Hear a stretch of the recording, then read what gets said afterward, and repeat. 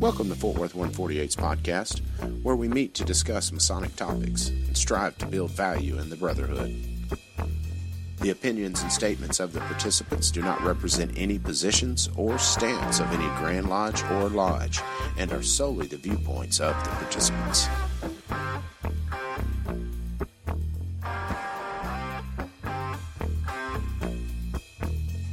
Welcome back to the podcast, brothers. This is Rhit Moore, Secretary of 148 and Past Master. Grant Gates, Tyler with 148. Gabriel Jagush, Master Mason with 148. And we have a special guest tonight. Brad Billings with Grapevine Lodge number 288 and Past Master of Trinity Valley Lodge number 1048. Nice to have you on, Brad. Absolutely. Yeah, when we first started this up, we were like, well, I think it was like episode 1 where we were already thinking, man, we got to get him on. So no, we've talked about it many times, but I'm glad to finally be on. So absolutely. Sweet. Excited to have you. Where's Trinity Valley Lodge? Trinity Valley is, it was in downtown Dallas for about as long as I was active with it. They have recently moved to Oak Cliff, about the same time I moved to the Grapevine area. So they kind of moved further away, and I had Grapevine right here in my backyard. So I'm here at Grapevine now. There is talk, though, of moving Trinity Valley back down to the Scottish Rite Cathedral in downtown Dallas. So we'll see how that plays out.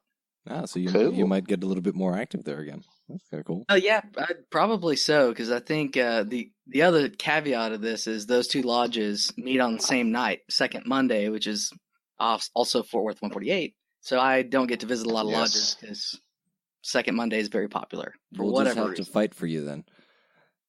I've been once. I'll come back when I can. When you can. Okay. So whenever his sketch clears up, guys, he'll come to us again. Yeah, that. Oh, sure. When the schedule clears. Schedule, right. Yeah. So this week, I guess in anticipation of a slightly, heavy content episode, we're going to skip news. So we're going to jump into listener and discussion questions. The first question that I have that I saw that was kind of interesting is, how do y'all feel about lodges going dark for the summer? How did they even pull that off? Could you imagine if we went dark over the summer? Well, we'd be so far behind. We happen to, well, I guess we're very busy, so like that may be a kind of a bias towards staying busy all the time. Maybe that was the mean thing to say, but if you're not busy, like so getting close. Man, the thing I see about not going to lodge in the summer is you get out of the habit. You forget. Well, were we doing first Thursdays or second Mondays this year? Because we're going to reset everything because we haven't been there in 4 years. Yeah, 4 months rather, not 4 years, 4 months. Right, but if you close down for the summer, you get out of the habit. I think that a lot of lodges that do this over the summer, they're in the Northeast, where they may not have like the best air conditioning. Here in Texas, we've got air conditioning. It's essential; you must have it. But a lot of places up there, they don't really use as much air conditioning. They'll open the windows, stuff like that. I have a friend in New Hampshire, and that's what they do. In the summertime, it's like 75 degrees in there, and it's just way too hot for them. They can't stand it. But a lot of them also wear tucks and tails and that kind of stuff. So it's a little bit different, but I'm not a big fan of it. I believe you just kind of accept that you might have a little bit less of a turnout in the summer because of all the activities, but you just keep rolling with it and, go to lodge and enjoy it. Yeah. I currently only belong to one organization that goes dark in the summer, and that's Worth Commandery. And they go dark for July and August because it gets so hot that even with the air conditioning, you don't want to be marching around in a suit and doing all that stuff up in the asylum. Hey, Gabe, you'd love this at my commandery, Alexander C. Garrett Commandery number 103. We wear shorts and chapeaus. Shorts and chapeaus. Shorts and chapeaux. So we don't wear the full uniform, yeah. So come visit us. Wow. I bet that's hot. I'm just thinking like t-shirt, board shorts, taco hat. Like, it'd be great. That's pretty much how we roll. Yeah. We started that in 2011.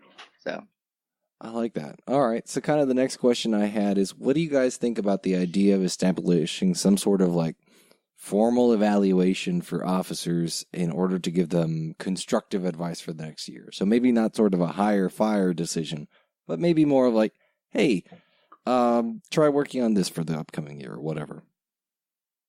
What do you mean, like hold them accountable? Oh, that would be horrible. Yeah, accountability. Who wants that? No, I'm just kind of thinking like some sort of report that gets delivered to them or something like that. Like, hey, like you need to work on this, this, and this. As like maybe as leadership qualities or whatever. I don't know about a report, but maybe talking with everybody and just having an open discussion of, hey, this is where I can improve. This is where you can improve. A report just sounds terrible. I mean, because then you have to make the reports every year and have them on record. Now, I don't know if I would do a report, but you can certainly talk to a guy about stuff if you think he has reason to grow. I mean, that's how we get better. We hold each other accountable. I think two things come to mind. I mean, I agree with Grant on that, really and truthfully, if you're in those chairs, you should be seeking advice. And if you don't have a mentor, haven't found yourself a mentor, both hopefully one inside the lodge and maybe one outside of the lodge to give you perspective, that's something that you ought to be doing anyways to improve yourself if you're going through the chairs, because you want to grow and you want to do the best job you can when you get there, because most people only do it one time. But I think, the other part of that is, the flip side of that is, that would tend to standardize people across the board. And, one of the cool things about Masonry is you might get one guy that's really good at philanthropy one year, but he's not good at ritual. And, that's okay. That's okay if he gets into the East and he does a year that's based on philanthropy. And then the next guy might be a ritual nut. And so if you try to standardize it and make everybody fit into one box, you might end up kind of dulling some of the other areas that a master might bring, something that they might bring out or bring to the table that would make that year special and interesting. So I see it kind of both sides. I dig No, it. that's a good point, because you can get past masters telling you what to do that can kind of put you in a box, So I've seen it happen. Yeah, no doubt. Right on. So the third and last question that I had tonight was, what books are on y'all's nightstands right now? What are y'all reading lately? I never read one book at a time, so I actually if you've got a handful 4 right now, that works too. Yeah, so I'm reading Lightfoot's commentaries for about the 5th time now, I believe, because they're fascinating. I always learn something different. I don't agree with him on everything, but for the vast majority, he's pretty spot on. I'm reading Albert Pike's Esoterica, which is a fantastic book, with some of his assumptions on Masonry. Restorations of Masonic Geometry. That one's like because it's like 520,000 pages or something. So that one's kind of in the library when I get an opportunity. And then just for some in-depth perspective, I've got the Intellectual Devotional, which is a book that covers 7 different topics, from art to philosophy to science and all kinds of stuff. So just a little bit of perspective by reading that book. So it's pretty cool. It's got one cool thing for each day, so 365 days in the year. Pretty neat. Nice. Awesome. Rhit, what about you? So I've got one that I'm halfway through, the Hero with 1,000 Faces, Joseph Campbell. And I just started one that Adam Hillman gave me. It's called The Secret Doctrines of Jesus by H. Spencer Lewis. And it starts out pretty darn good. I'm looking forward to getting into it. Nice. How about you, Grant? Well, right now, in preparation for what's to come, I've been working on Grand Lodge Law, actually, which is it's wonderful. No, it's a little bit tedious. So I'm kind of trying to push my way through that one section at a time and maybe decide on, okay, I'm interested in this topic. So learn how to get around the book and look stuff up and really familiarize myself with it. I have a book in the Amazon cart called Hero Dad. It's effectively just a way to, act in a way that your child grows up and you're their hero, right? So that one's in the Amazon cart and pending. And I am reading again Dave Ramsey's Financial Peace. So not a ton of Masonic stuff sitting there, a little bit, but a little outside reading right now. Nice. And then I'm personally, kind of like how Brad said, never one at a time. I'm almost done with Old Tyler Talks. I'm currently working my way slowly through The Gospel and the Stars, which is a book that Adam Hillman also recommended to me. And then I'm just started reading The 32 Secret Paths of Solomon, by Tim Hogan, and that one's really interesting, really good. I know nothing about Kabbalah, so I'm just gently dipping my feet in. And then I started reading Zohar, the Book of Splendor, basic readings from the Kabbalah, and I'm totally lost on that one. So I might have to take my time with that one and go back a couple times. But so all right, so let's hit the main content of the episode. We've got a Quarryman's interview or Quarryman's roundtable style. And our special guest of honor tonight is Brad Billings. So, Brad, can you tell us a little bit about yourself in like elevator speech form? For people that don't know you, who are you? What do you do? Sure. Most people don't know this that know me in Masonry. I grew up in a small town out in West Texas called Seagraves, which is kind of equidistant between Lubbock and Midland. So right in the middle of nowhere. But I grew up out there. My dad's a farmer. My mom's a school teacher. And they kind of, like everybody in my family, had been farmers and stuff like that. So I branched out, came up to DFW, and started working originally for a bank here in the DFW area because my degree's in finance from Texas Tech University. And what? Guns up? Yeah, that's right. Guns up. And I came out here with Comerica Bank and started in a financial analyst role. And then 2008 happened, kind of took apart the lending business. Nobody was lending money. So I moved into investments, enjoyed that for a while. And then I got into what I'm in now, which is pharmaceutical sales. And so I've been doing that for about 6 years now. And I've sold everything from cardio to diabetes products. And it's been very interesting. It's very cool to learn about how the body works. So that's what I'm doing. That's really cool. And so you've already mentioned that, you were, which lodges you're a member of and stuff. What current office or positions do you currently hold? Lord. You want to go through all of them? Well, I would say start right now with Blue Lodge. Let's get easy here. Okay, so Blue Lodge, I'm actually very fortunate. My Blue Lodge is very strong, and so I don't have to necessarily fill a spot there. We've got so many new guys coming in. But in the Blue Lodge, I am serving as District Deputy Grand Master of Masonic District number 64B here in the Grand Lodge of Texas. And that is it's not a full-time job, but it can be pretty close if you, in my opinion, if you do it right. So that's what I'm doing right now at the Blue Lodge level. I'm also serving on a Grandmaster's Planning Committee for Grandmaster coming up. And so that keeps me occupied and in the background working on projects for the future Grand Lodge. So it's pretty cool stuff. That is pretty cool. So, do you help the future Grandmaster kind of plan out his year and stuff, or how does that work for that committee? Not so much planning out the year, but the theme of the year. What are we going to do? What needs to get done during that year? How are we going to accomplish it? There's a lot that goes into. Again, if you do it right, there's a lot that goes into it. And this is my first planning committee or planning team.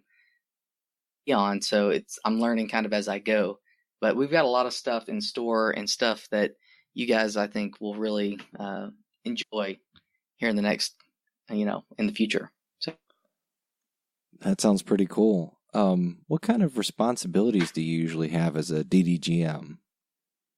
So the main responsibilities, obviously, visiting the lodge. Usually it's done twice a year, like it will be this year. I have seen some years where it was just a one-time official visit and then, hopefully a second unofficial visit. But really, the job of the DDGM is kind of twofold the way I see it. It's to make sure, that the lodges are doing what they have to do, because Grand Lodge is, at the end of the day, kind of a corporation, and they've got to make sure that paperwork's turned in and filed. And that's kind of my least favorite part of the job, but it's something that has to be done. But then the other part of the job, and actually my favorite part of the job, and I think anybody that's done it, Rhit, you'd probably agree, is traveling to each lodge and asking, how can we help? Not everybody takes you up on it. Not everybody is as receptive to having the Grand Lodge, a member of the Grand Lodge come in and have fellowship with them. But I would say the vast majority of lodges are, and I've met so many great people, even more people than I've met maybe in the last 4 or 5 years. And this year, just traveling around, getting to know everybody. And that to me has been my favorite part, because we're really here, in my opinion, the DDGMs, and this is what Jerry Kirby, our Grand Master, has told us this year, it's about service and how can we help and how can we be of service to you and what do you need and how can we help you? So that's the way I've tried to approach it, and I've really loved that part of the job. So, no, I met brothers that I still, would not have met had I not had that opportunity, and we're still in contact. I'm going to help one with a degree on Thursday, so it was great. And that was definitely one of my favorite parts. But I think the cherry on top was doing the 50-year pins. I still get a little goosebumpy thinking about the few times that I got that privilege to give that 50-year pin. That's fun stuff, man. No doubt. I actually had the opportunity to present a brother with a 65-year pin this year. That's crazy. Yeah, and it was exactly like you said. It was chill bumps all the way. And he's asking me questions. I'm like, I should be asking you these questions. It was really phenomenal. It was really cool. So. No, and if you think about it, our dads were children when they joined Masonry, and here we are giving them a pin. It was like, what a transpiring of events to lead us to that. It's really, really humbling. That is super cool. So what kind of led you towards the call, I guess, because you kind of have to be appointed to be a DDGM, so you don't really petition to be one or anything like that, but is there kind of like a path that you realized, like, oh, hey, like, I need to get involved at a higher level, serve more, or when did this kind of like start coalescing for you, the whole, I guess, the road to DDGM? No, it's kind of funny that you asked that, because I do things backwards. I always have, or things just happen backwards for me. I don't know why. But, most people kind of get involved at Grand Lodge level, starting with DDGM, and then they move on to other things. I was actually appointed to a committee in 2014 by Grand Master Jerry Martin. And then in 2015, I served as a Grand Lodge officer. And then now here I am in 2017 being a DDGM. And so it kind of happened backwards for me. But, I think really and truthfully, the way to become a DDGM, or, to kind of put your name on the board, one, of course, is if the Grand Master that gets elected knows you personally and has a connection, obviously, that makes a lot of sense. But which is certainly what happened with Jerry Kirby.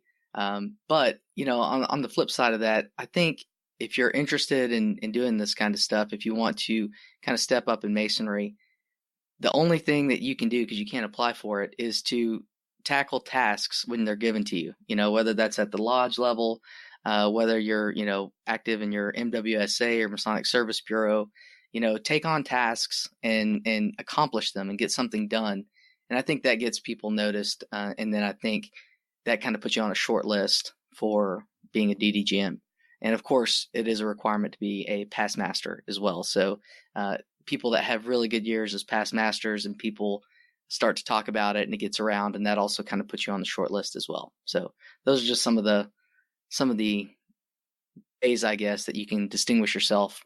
Again, you can't ask for it, but maybe to potentially get on that short list to be a DDGM.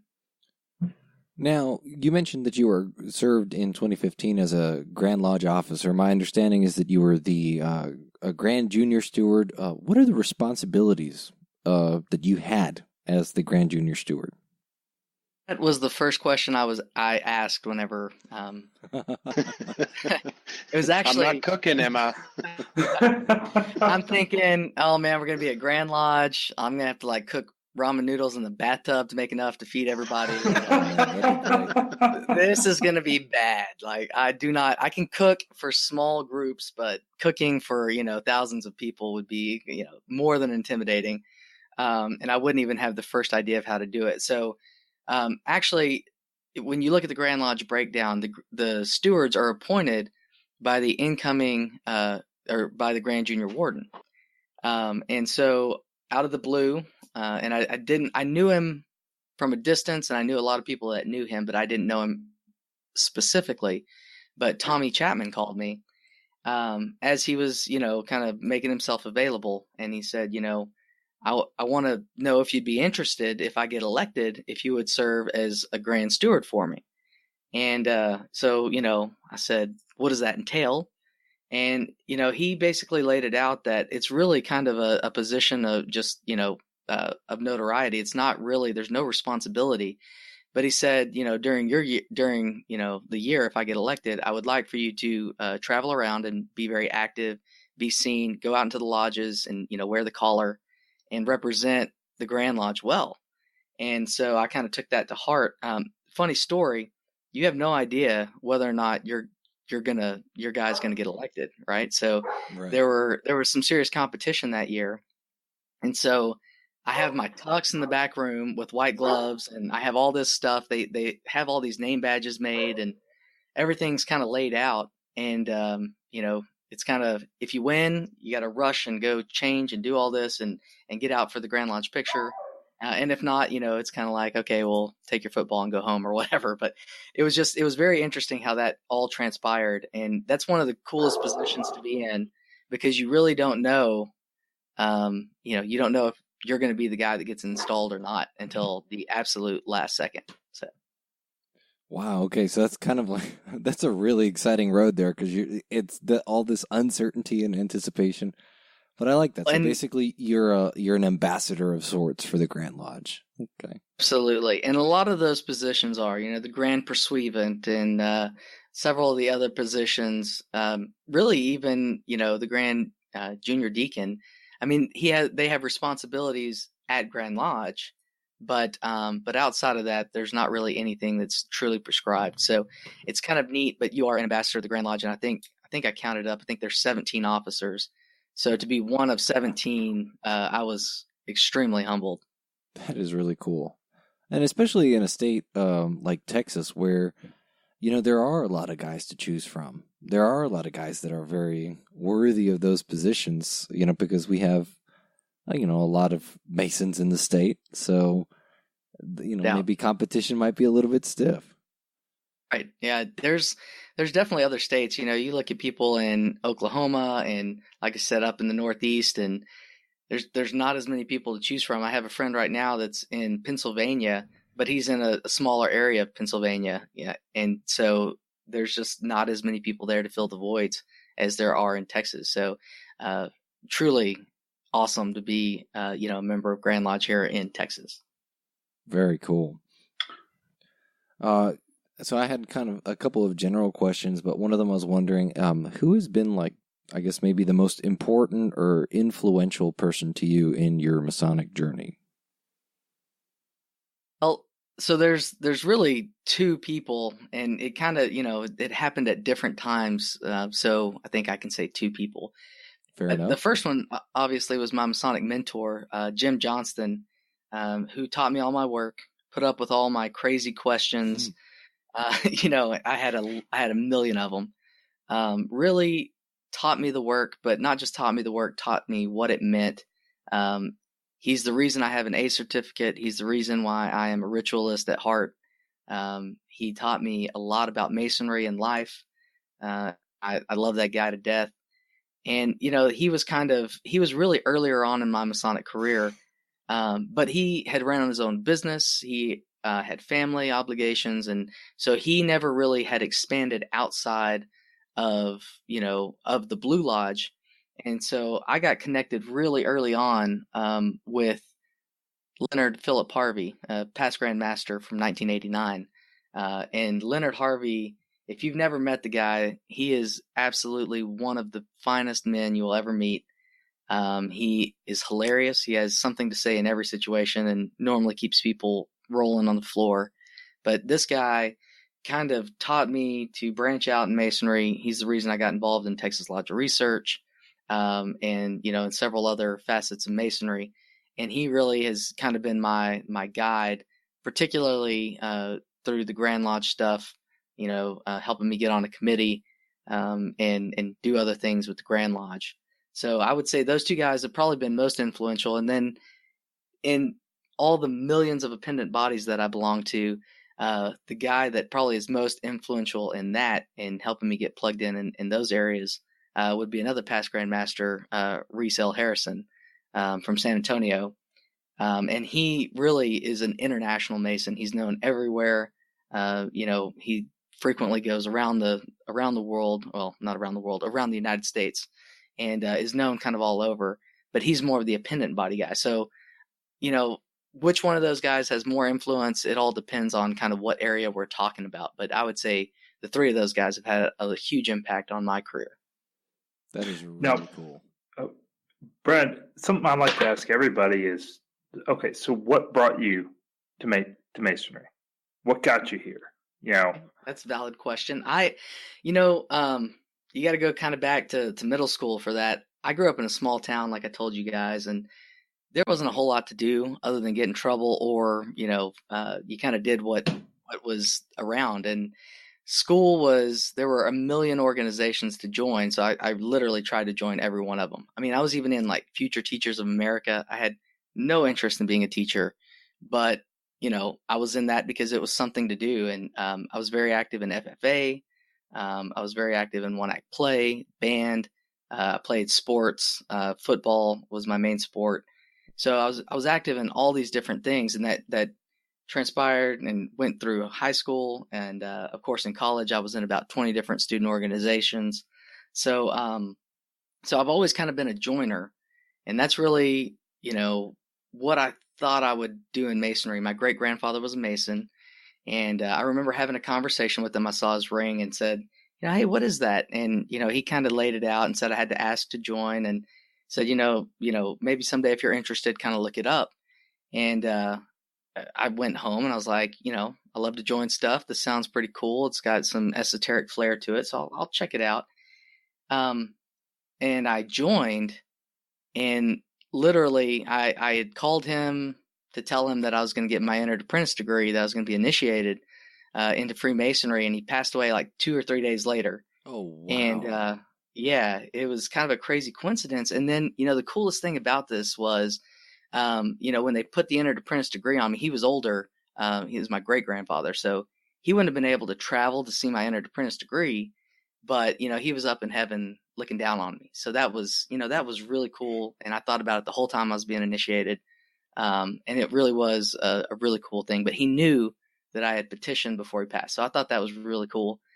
And then, to be honest with you guys, I thought I had joined the Texas Tech Alumni Association here in Dallas, and I was a member of 2 or 3 other groups, and I just never knew that I would be as into Masonry as I am.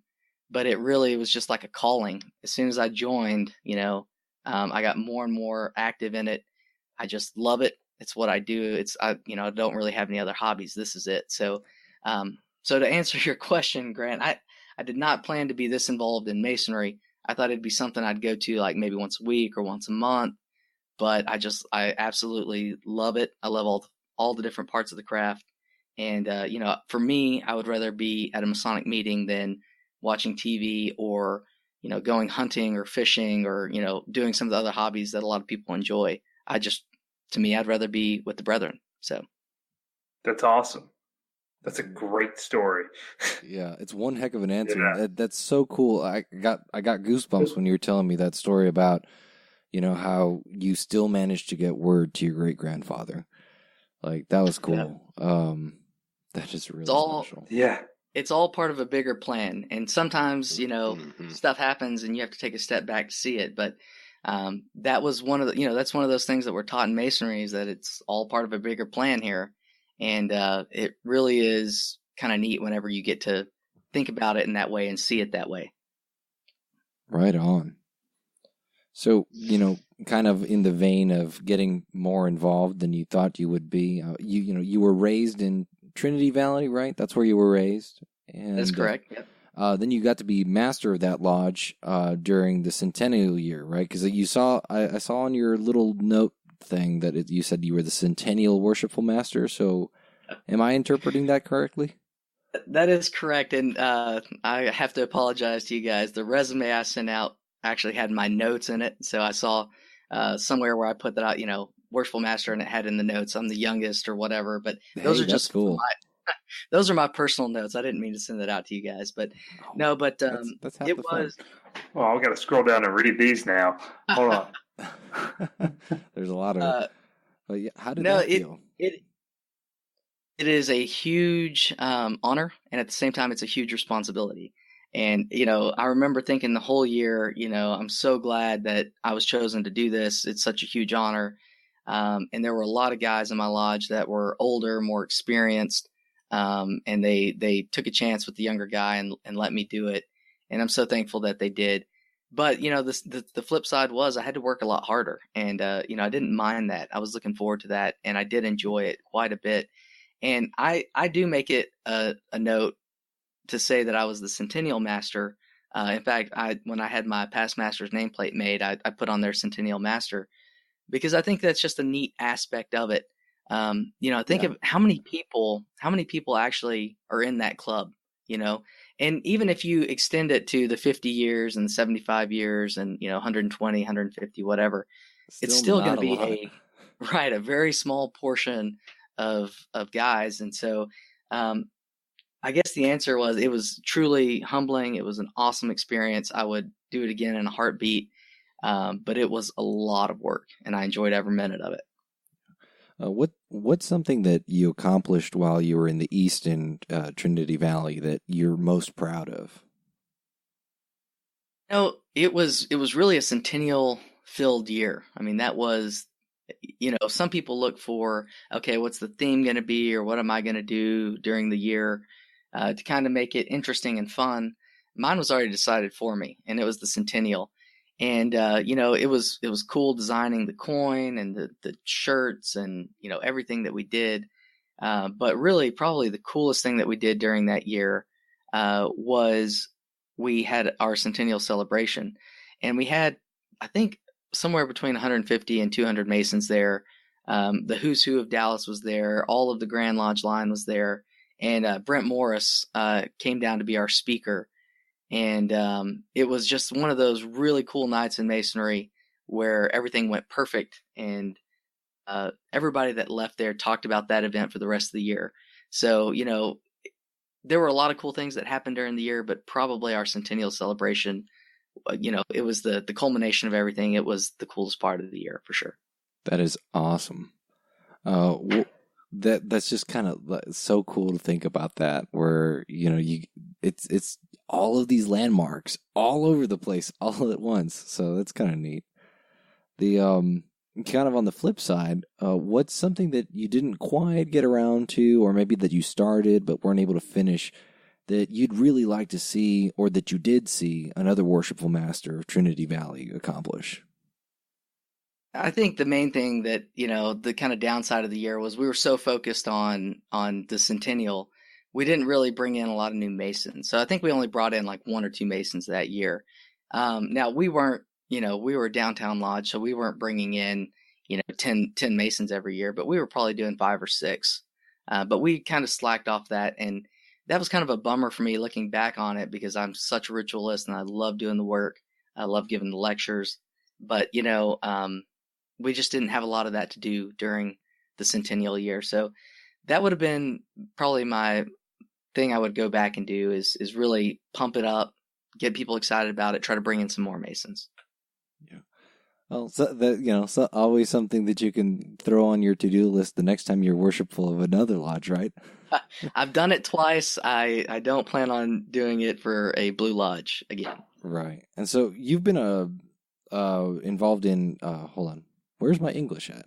You've been involved in chartering or been a charter officer, charter member, various levels of stuff for a lodge, for a research society, for a chapel of St. Thomas of Acon, an assemblage of the operatives. So obviously you like chartering stuff. What are the challenges of chartering an organization like that? It all 100% depends on what the organization is. So I don't know if you call it a charter member, because we rechartered a lodge in 2007, Northern Star Lodge number 377. And at the time, the question was, how do we differentiate this lodge? We don't need another lodge, right? So how do you differentiate it? How do you make it different? How do you make it something that people want to be a part of? So that's kind of the aspect and the way we approached it at the lodge level.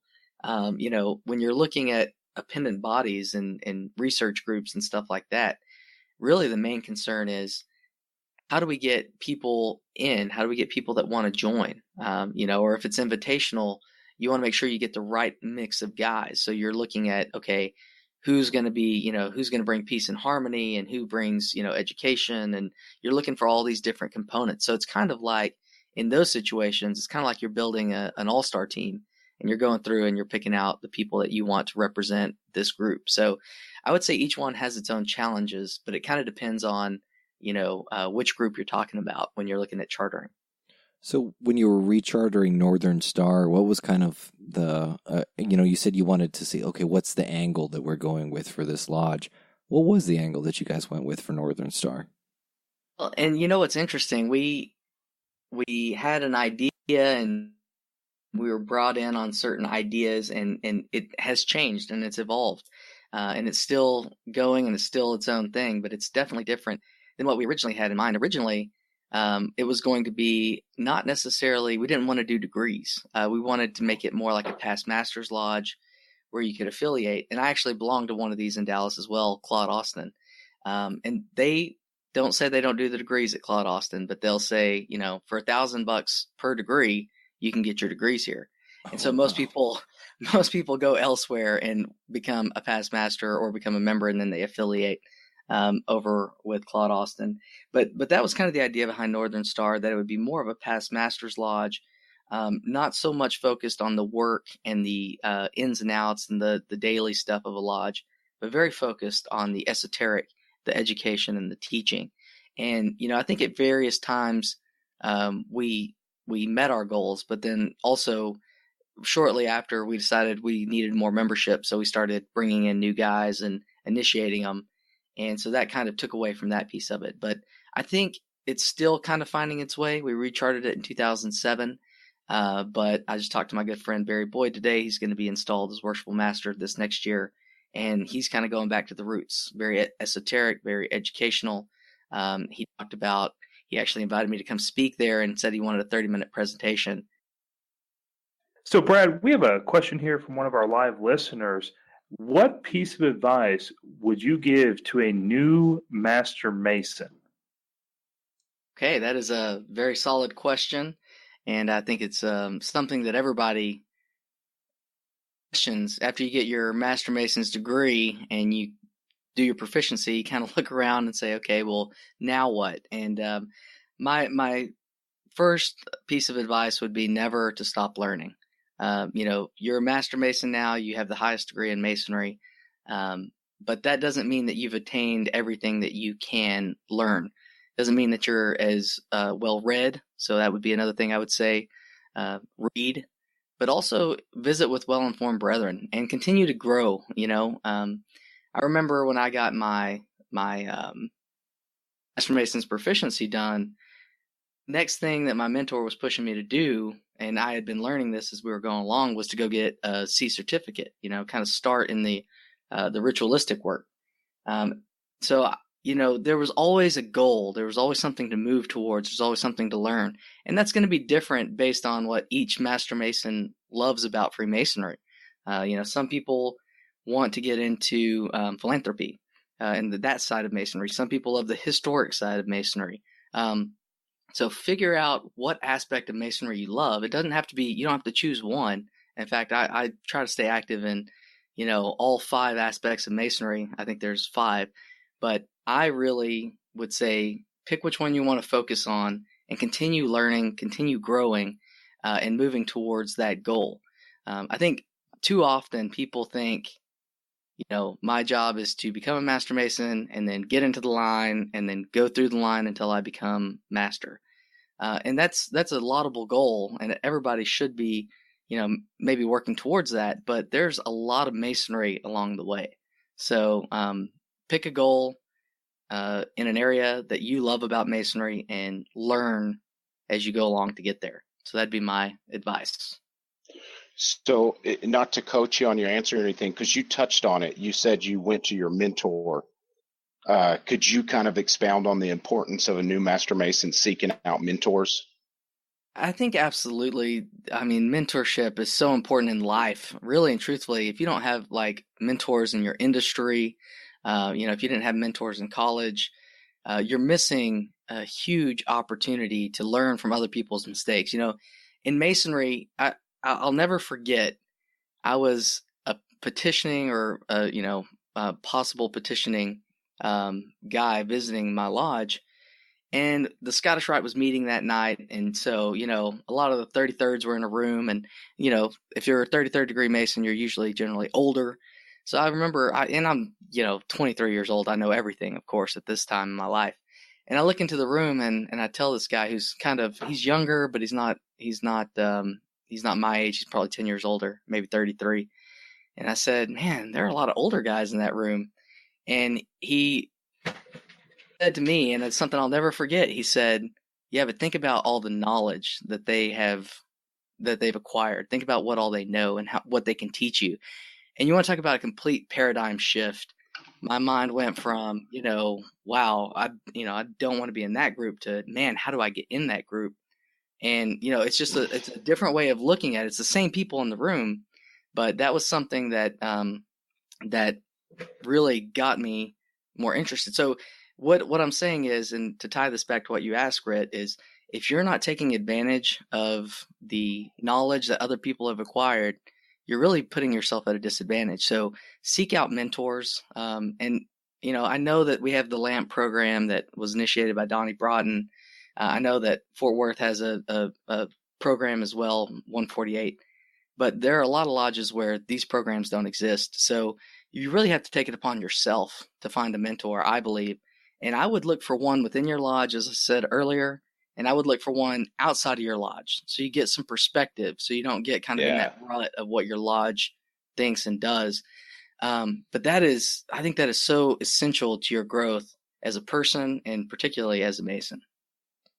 Brad, agreed. Something that you said about the combined, like all that combined knowledge in that one room, it kind of made me think about when I had a very similar paradigm shift was when I went to go see a degree by the Knights of Mecca from Hella Shrine. And at the end of the degree, the guy said, I can't remember who said it, but one of the guys who was a past president of it said, one of the things I'm really proud of Hella Shrine and the Knights of Mecca degree team for is that with all the guys on the degree team, we have over 500 cumulative years of Masonry between us. And I thought that was just like, whoa, that is a cool way to phrase that. It gives you an idea of exactly how much knowledge there is. Well, and I think another thing is too, people think that whenever you look at who you're going to pick as your mentor, and I would suggest this, you look at the successful people, the people that have done, good in the area, particularly that you want to focus in usually. So if you're a ritualist, you want to find somebody that's maybe a DI or something of that nature. Maybe if you've got a local committee on work guy and he's, willing to kind of mentor you, that would be fantastic. But you got to kind of find where you fit in. But just don't forget, you can learn a lot, and you can maybe even learn more from people's mistakes. Ask them where they messed up, what they didn't do right. I remember it's something that you don't think about when you think about Freemasonry, but I was talking to a guy who had bought a house, and he had a really high interest rate. And he said, man, if I would have known that I could buy down points on it, from an earlier age, think of how much money I could have saved over the 30 years. And that conversation right there has probably saved me, thousands and thousands of dollars that I never would have had that conversation had I not just been visiting with another brother. So, I mean, the fact that Masonry is, just about ritual or just about esoteric or just about history or whatever. I mean, it really can have an impact on your life if you utilize it, if you go out and meet people, you talk to people, you ask these questions. So it's one of those things where having mentors can help you in that area, but also just taking advantage of how many guys we have in our craft in all these different industries and all these different areas, all these different parts of expertise. I mean, it really is a brotherhood where you can take advantage of it and apply it to benefit your life. So I'll get off my soapbox. Now that was great. We like Brad, soapboxes. Yeah, soapboxes are what podcasts are for. Like if you sit down to do a podcast and you don't have your soapbox ready, man, you might as well not be there. Brad, what advice would you give? And this is kind of along the same vein, but you've clearly done all this. What would you give to, especially Texas Masons, incoming officers? What would you tell an incoming officer? Maybe even limit it to the 3 principal officers that are coming in. I would say to qualify yourself for the position that you're looking for. And, I remember there was an ad that ran. I read GQ magazine. Y'all don't dog on me for that. But I really, I check it out from time to time. And I remember when I was younger, there was an ad in there that said, dress like your boss's boss. And that kind of meant, don't just prepare yourself for the next level, but be looking beyond that as well. And I think that one of the things that you ought to do is to qualify yourself, but you shouldn't be, about to be installed junior warden and now you're reading the law book for the first time. You know what I mean? I think you should be at least 1 year ahead. So that might take cramming a lot of planning into 1 year if you get, jumped past one station. But I think it's something that you really ought to do. So to answer your question, I think qualify yourself for the position that you want. And that goes beyond the Blue Lodge. If you want to be active at Grand Lodge, we talked about it a little bit earlier. If you want to be a DDGM, you really need to qualify yourself, figure out what the qualifications are, and really work towards that goal. Not just so that you can achieve that goal, but that if you do achieve that goal, you can do the best possible job that you can. So nice. That is pretty comprehensive. I like that. That's a pretty solid answer. Yeah, it all boils down to prepping. So when you get involved at this level, we're talking about, you're mentioning getting ready for Blue Lodge, getting ready for officership in appendant bodies, getting ready for Grand Lodge, that kind of thing. Your 24-inch gauge, obviously we can't throw it out the window. What are you doing time management wise? What strategy, putting it in the lens of talking to the brand new Master Mason. What do you tell him? Like, hey, this is what I do and this is how it works in terms of time management. Right. I think it boils down to what are your goals and aspirations? And, it's one of those things that it's a very real thing. You can get way over involved and then you're going to end up doing, kind of a half job on everything that you do rather than, doing an awesome job at one thing that you do. So, the one way I think to keep it even and to keep it going is to kind of lay it out literally over time. So, I knew I was going to be commander. That was the first job I had, was commander of my commandery. Actually, I was worthy master of Knights of St. Andrew before that. But I had it laid out year after year after year, and I was planning each year and then working the plan on the other one. So you can lay it out. Now, stuff happens. For instance, there was supposed to be a year in between being commander and me being worshipful master, the centennial master of my lodge. I wasn't supposed to be the centennial master. But a guy said, man, this is going to be way too much work. He backed out. He got another job at the same time. So I had to assume that position. But I could do it because I had planned and I had prepared myself to that point. So I think, you try to lay out your work as best you can. knowing that there's going to be some discrepancies along the way. Things are going to happen, but you try to lay it out to where you're not doing too many things at one time. So that's the first part. And then the other part is, like I said earlier, one of the reasons I've been able to do so much in the decade that I've been a Mason is because I don't do a lot of the other stuff. And it's not because I don't have a 24-inch gauge. It's just because I choose to put more time into Masonry. So you can, at different times, put more into Masonry. For instance, the year you're Worshipful Master, you're probably going to put a lot more into Masonry than you have in previous years. And in those years, what I would say is take time away from the bowling league or from going hunting or, fishing or whatever your other hobbies are. You still have that same amount of playtime. You just have to shift it around. And the same thing happens within the appendant bodies. There's been times, for instance, right now, I'm not extremely active in my commandery, and it does kind of hurt me a little bit. It kills me. But I told them, I've spent a lot of time here in the York Rite, and now I'm shifting back a little bit of focus to the Scottish Rite, because I came into some leadership positions there. So, it's about shifting and it's about moving, but I think the opportunities are out there, but it does take skill and it takes time and planning to kind of lay this thing out on your 24 gauge. Yep. Shifting and balancing.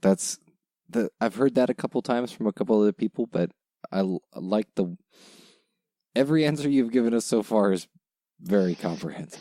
I know I keep hitting back to that word. Rhit, did you have a question? Yeah, real quick. So what keeps you motivated, Brad? Working towards goals, and really in Masonry, it's really strange. It's kind of weird to say it. I mean, you guys, you understand because obviously y'all all care a lot about Masonry, but I didn't expect to be this involved in Masonry. I didn't realize I would be. It really is, to me, it's like a calling. It's something that comes naturally to me. It's very easy for me. Even the philosophies and, some of the deepest truths, the allegories. To me, it's just part of who I am now. So I really enjoy getting into it. And then, if you've been in it long enough and you've made these connections with people all over the state, even I've been going to Masonic Week now for about 4 years. And so now I have friends all throughout the United States. You make these connections and it's amazing. So you want to be around these guys, and so that kind of keeps me motivated. Hey, I'm going down to, Athens. I know I'm going to see my good friend Clyde Kanister, or, I'm going up to Altoona, Pennsylvania. I'm going to see my friend Brother Johnson. It's like you make these connections that keeps you motivated. And then also just working towards goal. I think the one cool thing about Masonry, I told somebody once that even after you retire, you're never going to be bored because there's always something to do. There's a million appendant bodies.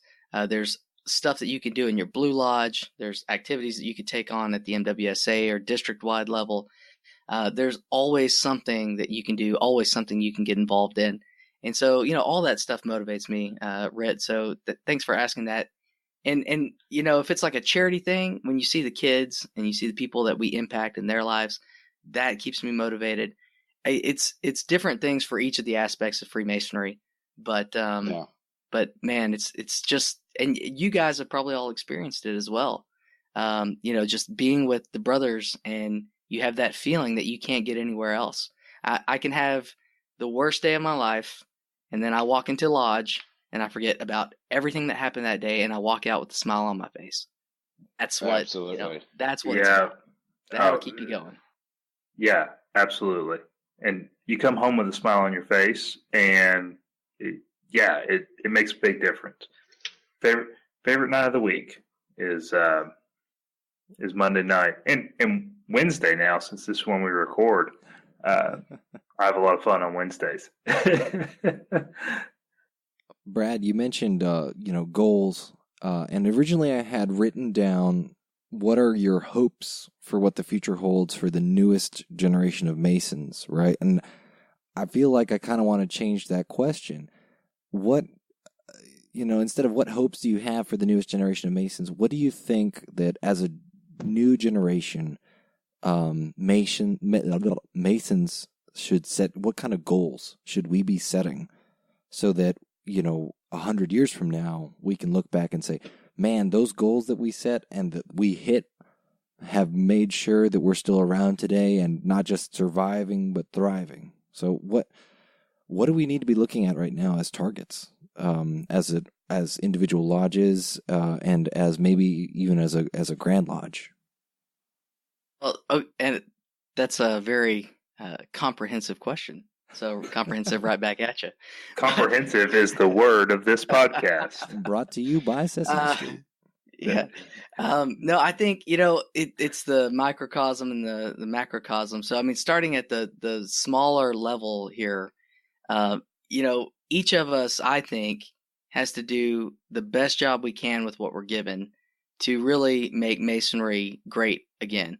And not to say that it's not great, but to really get back to a high level. I think for so long, people were given a task and they just kind of sat on it, and then they ended up doing it haphazardly or didn't do it at all.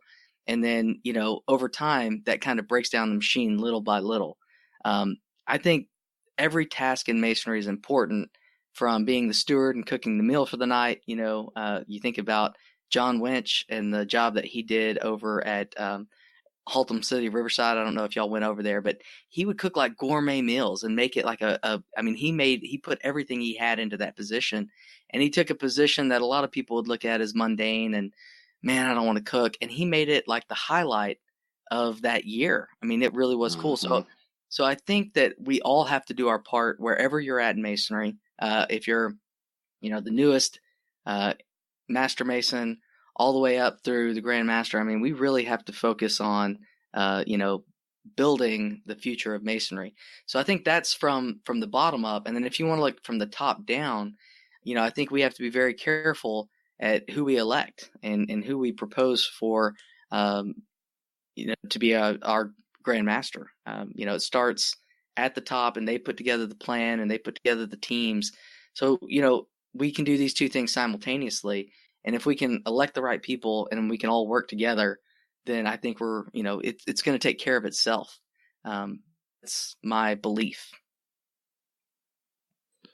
Sweet. So we've been talking a lot about general Masonry, and I think it's time we dive into what seems to be probably one of your favorite things ever, is the deep rabbit hole of appendant bodies. Sound good? Yeah, it sounds great. I do still love the Blue Lodge, so let's not lose sight of that. No, absolutely not. The Blue Lodge builds all of these things. Blue Lodge is always first, always. But, there some guys, are Blue Lodge only, and some guys are, how about I try everything? And nothing's wrong with either of those. I don't know. I tend to disagree a little bit on that, just because I am big into the appendant bodies, and here comes Rhit. Yeah, y'all prepare yourself, Rhit and Grant. Just go ahead and prepare yourselves. But, I'm gonna put it on mute. Gregorio, I'm also looking at you, so just prepare yourself. Now, to be fair, he is a companion, Gregorio. Okay, I know, but we're talking all kinds of appendant bodies here. No, but and not to get too deep into it too early, but, I do think there's a part in your monitor, and I can't say it any more eloquently than what is in the monitor. So I just want to read it. It's the charge at an opening of a lodge. And it says, I'm just going to read the first part. It says, "The ways of virtue are beautiful. Knowledge is attained by degrees. Wisdom dwells with contemplation. Here we must seek her." So that is about as deep as it gets, but it spells out one of my core beliefs, and that's that in Masonry, we learn by degrees.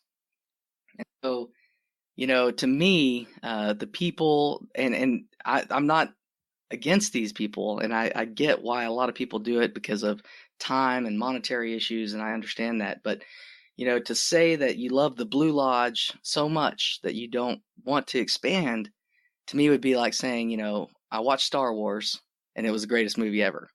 And then I would ask the follow-up question, did you see The Empire Strikes Back? And you'd say, what's that? I have no interest in watching that. So I feel that it all comes together. It's all part of a story. And to really understand all that Masonry has to offer, in my opinion, you should at least be a Blue Lodge Mason and be a part of both rites, both the Scottish Rite and the York Rite. You can hate me if you want, but that's my answer. No, I have kind of a similar answer in regards to that, because up until joining an appendant body, I was they're there, they're cool, whatever.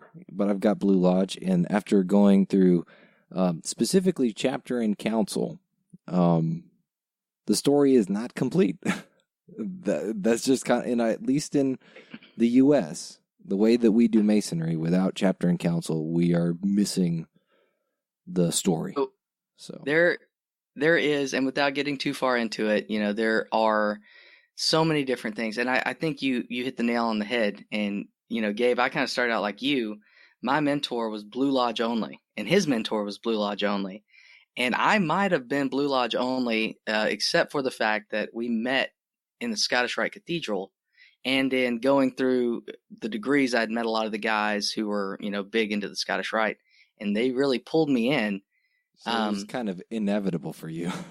It was, and looking back, I'm so thankful, because honestly, I could have been on that path of Blue Lodge only, and not to say that the Blue Lodge isn't the greatest of all, because I do agree with that, but there are little parts of the story that you learn in the York Rite. There are little parts in the story that you learn in the Scottish Rite, and people tend to think that the Blue Lodge is like in its own bubble, and that these two rites are completely off floating by themselves.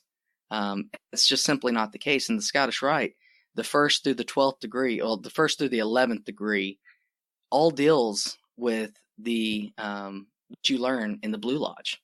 And in fact, the 20th degree of the Scottish Rite is all about how to prepare yourself to be master of your lodge. It's called Master of the Symbolic Lodge. So the Scottish Rite was not meant to be contrary or different than the Blue Lodge. It was made to go hand in hand with the Blue Lodge. And then on the York Rite side, really every single chapter and council degree refers back to part of the story that you start in the entered apprentice degree. So these two things are not different. They are all a part of the same story. And so to really be an educated Mason, this is why I say to be an educated Mason, I feel like you need to be at the very least, a member of the Blue Lodge and both rites, because now you've seen the whole story, and now you start to put together new and interesting things. You start to realize what they spent 10 seconds on in the Blue Lodge is now expanded into a full degree. And one of my favorite degrees is the 18th degree of the Scottish Rite. I've been a member of it for over a decade, and literally that whole degree is about faith, hope, and charity, which you learn about in Jacob's Ladder, and you get about 10 seconds of it in the entered apprentice degree, maybe 15, 20 seconds. And that's if you are given the full lecture. Absolutely. And that's if you can still, absorb anything at that time, because you're being hit from so many different directions, and you're new, and you're an entered apprentice, and, everything's kind of coming at you 100 miles an hour. Drinking from a fire hose, man. Drinking from a fire hose. Yeah. They absolutely are. And so this is just one of the things, people say, well, now you're hating on the Blue Lodge. Absolutely not. The Blue Lodge only has 3 degrees, and we only give so much time in each degree. So we have to expand the story, and that's what the rites do. They expand the story, and they also add back in. So using my Star Wars reference, which y'all seemed to like earlier, I want to, just expand. I mean, look at the stories that are still coming out now. The movies that are still coming out now that are either further in the future or they're, further at the beginning. That's what these rites are. They're kind of in the beginning, before the degrees, and then they're after the degrees. And they fill in a lot of these voids and help you to become a better Mason and understand the full story. 2 cents. Nice. So backtracking way back, what current officer positions do you currently hold in your various appendant bodies? And that might be a bit of a long list, but we're patient people. I have to pull up the old Masonic resume to keep up with that. But right now, stuff that I'm really active in, the Fort Worth Scottish Rite, I'm the junior warden of the Lodge of Perfection. And the Lodge of Perfection and the Scottish Rite, at least at Fort Worth, is responsible for putting on the reunions, the degrees. And so these this position, it's fantastic. I get to go and watch the degree teams, help them improve sound, lighting, stage. It's really a fascinating job. And so I'm the junior warden of that currently. Also doing some chairmanship stuff as far as helping out with the membership in Dallas. There are too many other things to count that I'm involved in. But one of the cool projects that I'm working on right now is we're chartering yet another St. Thomas of Acon in Arlington. And I'm going to be serving as the marshal, which is kind of the third in command of that group.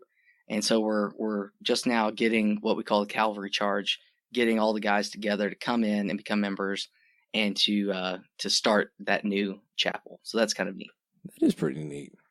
So that'll be the second chapel that you've chartered, right? That is correct. I was a charter member of Odessa Chapel out, and now it's in Midland, but out in that part of the world, West Texas. So then, it's one question, or, I guess it's an A and B question, but I guess it's really two questions. What is your favorite petitionable appendant body, and what is your favorite invitational appendant body? The petitional appendant body, I can't choose between Scottish Rite and the York Rite. I have way too many friends on both sides. I'm Knight Commander of the Court of Honor in the Scottish Rite and Knight of the York Cross of Honor in the York Rite. So I don't want to choose between the two. But if anybody asks, okay, I'm a Master Mason, what should I join? My answer is always both rites. And then there are people that say, you got to join the York Rite first because it follows the story. And then there are people that say, oh, you got to join the Scottish Rite and become a 32nd degree. And, my answer is because I became a Master Mason on a Wednesday, gave my proficiency on a Friday, and became a 32nd degree Mason on that Saturday. Because people will say, don't go through the one-day class. So if you were looking at me, I would be the model of failure because I went Scottish Rite first and I did it on the one day, right? So that would be the model of failure. But I tell people when they ask me, what should I join and which one should I do first? I say, which one is having the degrees first? You should join the York Rite and Scottish Rite. Which one has the degrees coming up next? And, kind of getting back into the appendant bodies, I think one of the coolest things is people tell me I don't have time to be active in that group. I don't have time to go to another stated meeting. And I 100% get it. I know we talked about it earlier, the 24-inch gauge. There are things that you can and can't do, but you should at least, in my opinion, join the rites and go see the degrees when you can, because that's how we learn in Masonry. We learn through degrees, and the coolest way to do that is to join the York Rite, Scottish Rite, and your Blue Lodge and go see each degree as often as you can. And I know, Scottish Rite, we do it twice a year. In Fort Worth, we do it twice a year. In Dallas, which is just across the road. And then, the York Rite, they're always doing degrees at different time. I know Texas Chapter and Council does them one at a time, and so does Love Field. So there's always different degrees going on, but this is how we learn. And every time, I don't know about you guys, but every time I see a degree, I learn something. So imagine if now you're, instead of watching 3 degrees, you're watching, what is it? 39 degrees on a somewhat consistent basis. There's a lot. You're going to see a lot more of the story. I mean, Brad, there's aha moments everywhere. Absolutely. Let me ask you this, because I don't carry a bucket full of time around. It stays pretty short, unfortunately. That being said, if you join these appendant bodies, is it taboo if you're only making a degree or 2 a year? I mean, is it a group that do the groups expect you to be extremely active, or can you go for the knowledge? Absolutely not. I mean, yes. So the answer to your last question is yes, but do they expect you to be at everything all the time? Is no. And if they do, I think you need to just correctly or politely tell them, hey, I joined to come see the degrees once, twice a year. I don't want to take a part, or you might want to take a part, but I figure that out before you get in and go do it. And, I tell people all the time, because at the Scottish Rite, we do, and in the York Rite, they have what they call festivals in the York Rite, and reunions in the Scottish Rite. And you can go through that way. I mean, I went through the 1-day Scottish Rite and became a 32nd degree Mason. And if you would have asked me that night what in the heck I just did, I wouldn't have been able to tell you. In fact, I probably couldn't even told you a whole lot about the Master Mason's degree because I just got it, that Wednesday. But in Masonry, my opinion is go through, see what you can see. Don't limit yourself to what you can study and learn, and then go back and figure out what was most meaningful for you. So I think, if you want to go through and all you want to do is go see the degrees once or twice a year, more power to you. I think that is totally worthwhile, and I think it'd be worth your time. And the chapters and councils and the Scottish Rites, they'd love to have you. The other thing I was going to say, though, getting back to this kind of festival format is there's no way that you can sit there for 7 hours in a Scottish Rite reunion and retain everything that you see. So I tell people when you're going to come back, or if you're going to go to a festival in the York Rite and see a festival, pick a couple of degrees that you really want to focus on. Go in, see that degree, take your book with you, your monitor, so to speak, with you. Go see that degree, and then go sit out in the lobby. You know what? Maybe bring a friend with you and go watch that degree with the friend, and then go to the lobby and y'all discuss it. But that's how you get to learn it. And that's how you get to internalize it, is if you kind of break out of the system. And I mean, same thing with the Entered Apprentice, the Fellowcraft, the Master Mason. That's the best way to learn, is to go watch it and then to go sit in a quiet room somewhere with a buddy or a couple buddies and to discuss it. Hey, what is this talking about? And what does that mean? It's the best way to do it. Nice. Very good. That is kind of a cool approach, because I was actually going to ask you, what's your take on festivals? But that's a pretty good answer. Hey, if you're going to go do this, here's how to best digest them. So that's and it's the same thing. The festival, the 1 day, people like to hate on those, and I understand that. But at the same time, if you go through and you become a full member of an organization, now you can go back and study. And so, kind of getting back to your question that really kicked this off, my favorite non-invitational bodies, there's 2 of them, and they're probably the most elusive groups to get into. I still have no idea how I got into them, but I wasn't going to turn down the membership, and I'm not going to give it back. But being a member of the Holy Royal Arch Knight Templar Priests, and also being a member of the Societas Rosicruciana and Civitas Federalis, or the Masonic Rosicrucians. And I think they make, so the higher up you get, the longer the titles get, apparently, because those are both crazy long. Sweet. But those are probably my favorite invitational only bodies, because they have degrees that are associated with them. So the Holy Royal Arch Knight Templar Priests have 33 degrees, and most of them are contained in a book that you can get once you become a member, and read those. And they're really, really cool degrees. This is obviously a Christian order, because it's based on being a Knight Templar, a past commander of Knights Templar. And they're really cool degrees that explore the Christian aspects of life. And then the Rosicrucians has 10 degrees. I'm only up to the 7th degree, but I've read all 7 of those degrees, and it's really fascinating. If anybody's ever studied Rosicrucianism, these degrees are really, really cool. So those are probably 2 of my favorite. And then the Allied Masonic degrees is also one of my favorite bodies that you have to be invited to join. There's 10 degrees, and they're very cool. These degrees came from all around the world, and they didn't have a home, so they basically housed them in the Allied Masonic degrees. And so I love appendant bodies, and I love getting invited to join these groups. But it's not just because of the honor, which, let me tell you, it's a huge honor. But the really, really cool thing for me is now I get to study more degrees. I get to learn more about Masonry. Cool. And we're gonna be looping back and forth here, because I have a couple different notes jotted down and everything like that. But since we're talking about the invitationals that you're a part of, AMD is the collection of the degrees that didn't have a home. Holy Royal Arch Knight Templar Priests is that, for past commanders and has the Christian aspects of life. And SRICF is Rosicrucian, which we'll poke on that later in a little bit. Can you tell us about a couple of the other ones? What about Knights of the York Cross of Honor? Can you tell us about that one? Knights of the York Cross of Honor is a really, really cool invitational only body. And the coolest thing about it, and one of my mentors, one of my friends told me this, it's the only honor in Masonry that you absolutely have to earn. We all know that, even you can get up and become worshipful master of your lodge and you really haven't put in the time or the work. You can become, a district deputy grand master, and maybe you didn't put in all the time or the work to get there. And all these different areas, you can achieve things without necessarily having to put in the work. But to be a knight commander, knight of the York Cross of Honor, have to have presided over a Blue Lodge, a chapter, a council, and a commandery.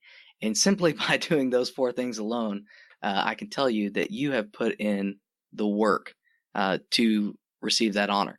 But that's not enough. After all of that, you have to be unanimously elected then for membership. So it's a huge honor. That is super cool. So is that, do they have kind of like a stated purpose, or is it more of a recognition of, like, is this more to recognize people, or is this recognizing people and like, hey, we have this explicit purpose that, we're trying to set out and do something? Really, this is one of the more honorific bodies, I guess, if that's a word.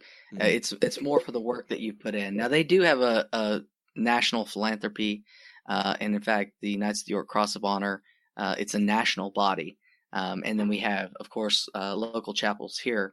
But it really is really more of the honor in this group than it is, anything else.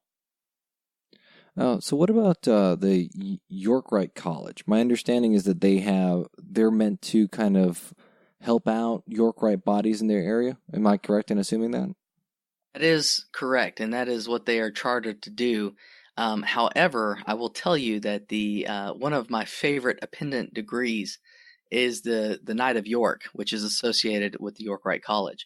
So this is an invitational only body that's based on membership in a chapter, council, and commandery. It is fascinating. It touches on a part of Masonic history that, in my opinion, or my estimation, through the degrees I've seen so far, isn't touched on anywhere else. So it's absolutely one of my favorite degrees. I don't know exactly how historically accurate it is, but it is a really cool idea in theory, and it's a really cool degree. Cool. That sounds really pretty. So kind of touching on, I've heard these called the green degrees before. Can you give us a breakdown on Knight Masons? Knight Masons is basically imported from Ireland, and it is very similar in a lot of ways to commandery. But it is an interesting group, and it depends on how you set up, your group of Knight Masons. So in Dallas, we have Rose of Sharon Council, and we are sort of, we meet, we do the degrees, and we have business meetings on every 5th Monday, which works out to about 3 times a year, 4 times a year, I can't remember. But the cool thing about it is we also have what we call a Donnybrook, which is like an Irish gathering, and we go out and we have kind of a festive board. So that's also a massive theme in some of these appendant bodies, is not just the work and the degrees, and most of them have degrees associated with them, so that's cool too. But then we also have the fellowship, the almost like a festive board, if you will. So we'll get together, we have toasts, we have, a nice dinner, our ladies are invited. That's also a huge aspect, at least of my Council of Knight Masons. I've heard that the AMD dinners are usually incredible, and something that I have heard from every brother, and I mean without exception, every brother who I've talked to about AMD who have asked, like, hey, can you tell me more about this? Like, what's the story here? At some point in time in the conversation, they will say, and my wife loves the dinners.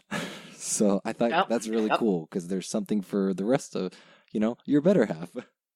Absolutely. And, that's a huge part. And, my wife in particular isn't really big into it, specifically because she works all day. And when she comes home, she's been talking to people all day. So she's the kind of person that the kind of personality that after she's been talking to people all day, she feels kind of drained.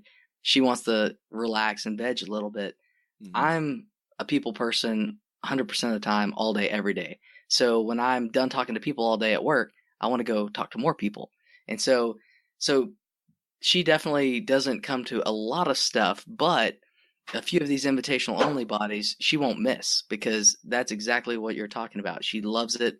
Right? She enjoys, going to certain dinners and stuff like that. So the appendant bodies, really, it depends on which one you're looking at, but a lot of them are made for that fellowship, as well as adding additional degrees and additional knowledge. But a lot of these groups, when you get into these groups or get invited to these groups, when you get in there, you recognize the certain caliber of Mason that has a certain amount of dedication to the craft, and it's an honor to be invited. But it's not just about the degrees and the learning at that point. Now it's also about getting these guys who are dedicated Masons to fellowship with each other and to enjoy each other's company. So. Right, and I know that some of these, like the Commemorative Order of St. Thomas of Acon and the Royal Order of Scotland and all that, they're really, some people will never ever get invited and that kind of thing, just because of how closely those groups are guarded. Can you tell us a bit more about some of the more, exclusive invitationals, like, the Commemorative Order of St. Thomas of Acon? So the Commemorative Order of St. Thomas of Acon is unique in two ways in Masonry. First of all, it's Christian in operation, so it's basically based off being a member of a commandery. But also, it is the only English order of knighthood. So as you go through the commandery, and then there are of course other appendant bodies off of that, all these orders of knighthood, and they're actually orders; they're not degrees at that point; they're orders, are all around the world, but there's only one English order of knighthood, and that is the Commemorative Order of St. Thomas of Acon. So it's kind of cool for those of us who have English heritage, but also for those of us who are Christians to be a member of that group. It's got a really cool degree as well. That is really cool. All right, so can you tell us about the Royal Order of Scotland? Yes, the Royal Order of Scotland is it's an invitational body, and it's based on one of two things. It's one of the few groups that's based off really being a Scottish Rite Mason. Being a 32nd degree Mason is a qualification, unless there's a caveat, unless you are a Knight Templar. If you're a Knight Templar, you can also get into the Royal Order of Scotland. But it's based on a kind of a panel of, actually here in Texas, there's one guy who decides yes or no, and it's based on your activity in Masonry. So I know that people have gotten turned away in the past, maybe because they haven't done enough in Masonry or achieved enough in Masonry. But I don't know exactly how they set those standards, and obviously don't know how I got in. But I was honored to be invited in, and I took those degrees in 2013 when they were here in DFW. And there's 2 degrees in the system, and they're both kind of chemical, a little bit Rosicrucian kind of esque, and they're very neat degrees. But the Royal Order of Scotland is one of those things where you kind of join, and there's not like a local chapter or anything like that. It's a national body. It moves around, and usually they confer the degrees twice a year in different parts of the United States. So I think, 1 year it might be in Tulsa, and then the next year it's going to be in Miami. And, it kind of moves around the United States, and seems to find a home here in DFW every, 3rd, 4th, or 5th year, I guess, because we're convenient. We're kind of central, but it does move around. So I unfortunately haven't got to see these degrees since I received them, but I did receive a book, and I have read the history, and I have read back through the degrees. Cool. So my challenge to you for this organization is for you to be able to explain it faster than it takes me to say the name. Can you tell us more about the Worshipful Society of Freemasons, Rough Masons, Wallers, Slaters, Pavers, Plasterers, and Bricklayers, better known as the Operatives? AKA the Operatives, thank goodness, right? Because that's a mouthful. But the Operatives is really, it's really an interesting organization. Because what it does is it takes the Blue Lodge degrees and beyond, but it looks at them not from a esoteric or a philosophical standpoint. It looks at them from an operative, or as we would say, maybe an operative standpoint, and it is more of a functional what do these degrees mean? And it's really a cool organization. And it's only been here for, I don't know, maybe 5 or 6 years in the United States. But it really is cool. And I was very fortunate to have been a charter member of the assemblage here in the Dallas area. And that's the San Jacinto Monument. But I joined in San Antonio, where the original one was in Texas. So very cool. So I kind of wanted to loop back to a couple questions I had about chapter and council, but you mentioned earlier that you wanted to kind of like wrap up invitationals before we went on to something else. What'd you have for us?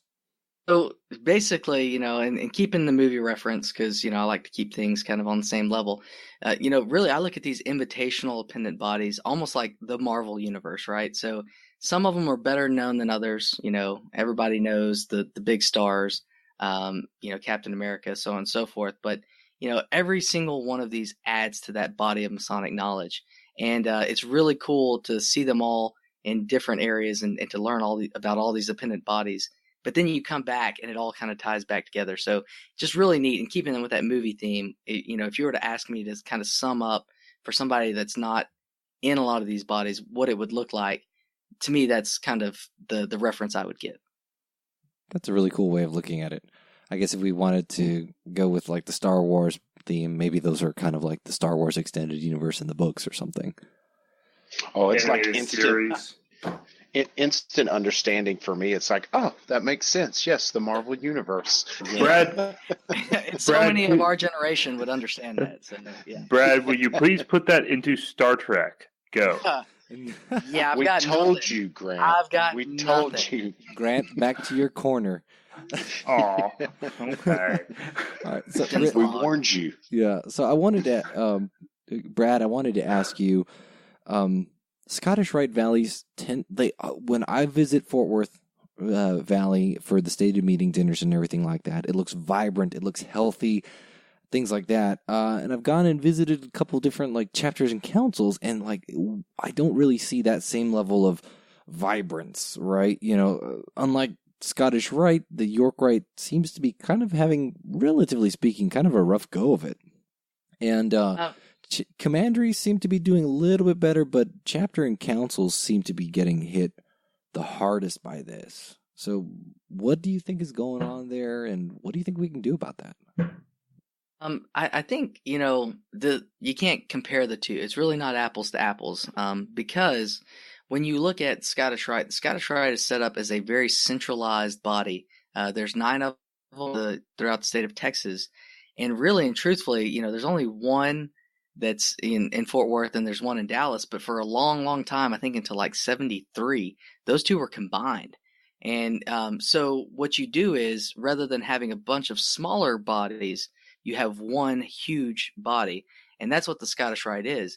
And so when you come visit us at Fort Worth, Scottish Rite, you see, guys from all these different lodges, guys that are probably involved in all these different chapters and councils. We also invite other groups to come up and join us, like the Rainbow Girls, D-Malay, etc. So you're seeing kind of a group of people all kind of amassed together. And so that's what the Scottish Rite is supposed to do. On the flip side of that, the York Rite is supposed to be the chapters and councils, and even in some part the commanderies, they are designed to be more in the community, more like your Blue Lodge. You're not going to have 60 people show up at a stated meeting. I hope you do. But, if you have 15 or 20 dedicated guys show up, it's like a lodge with 15 or 20 dedicated guys. You can get a lot done. So that's really the difference between the two. If you looked at, I don't know how many chapters and councils we have in the state. I could probably look it up, but it is a much, much bigger number than it is in the Scottish Rite. They only have 9. And really and truthfully, the chapters and councils that really thrive are ones that, of course, that do, there are some that are just great because they do great degree work and they do fellowship and they do this, that, and the other. But if you want to really see where York Rite Masonry lives, go out into the more rural areas, right, where there's not a Scottish Rite body in that area. And that's really where the York Rite just is bread and butter, because you're out in the community and you're in these smaller communities. That's where the chapter and councils thrive.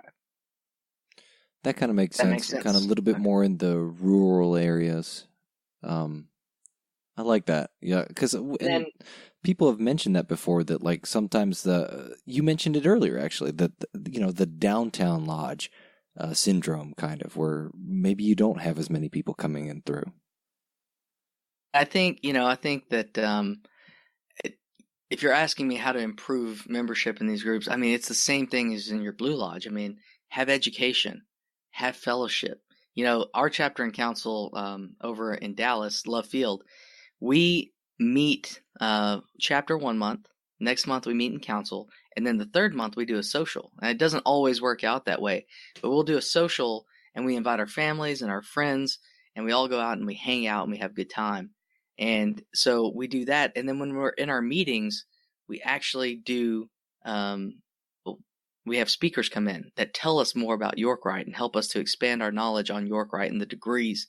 And I think that it's kind of the same equation that works in the Blue Lodge. If you get that right balance of education and hanging out with each other and enjoying the fellowship and a little bit of the esoteric, just to kind of all wrap it up in a nutshell, you're going to end up with something that people want to be a part of. And that's how you grow membership. That's a really cool way to look at it. And I know that the Ground Council of Texas and the Grand Chapter of Texas have on their websites a few recommendations on educational resources and stuff. Stuff that you might want to read at your stated meeting or whatever for educational value.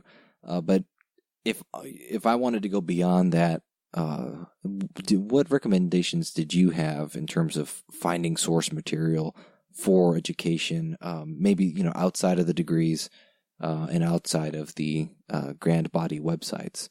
Where do I start looking? I think the best way to do it is to visit with well-informed brethren. I think a lot of times that's even better than looking at lists on, Grand Lodge, Chapter, Council websites, is to visit with other guys and see what they get excited about.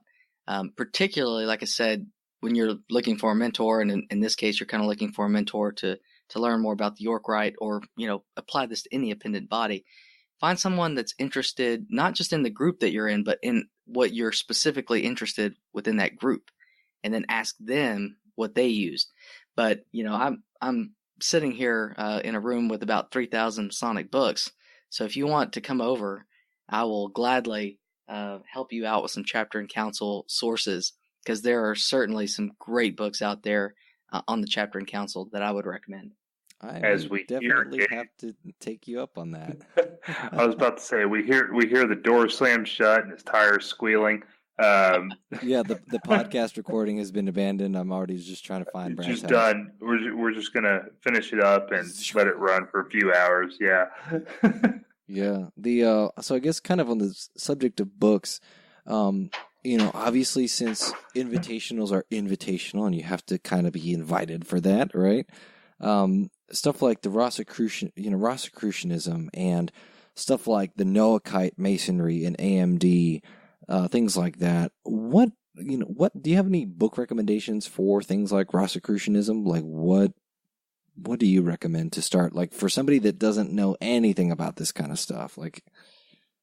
So I have, and I'm kind of right there with you. I'm still learning about these things as we speak, so I don't know that I would be the right guy to give you source material for that.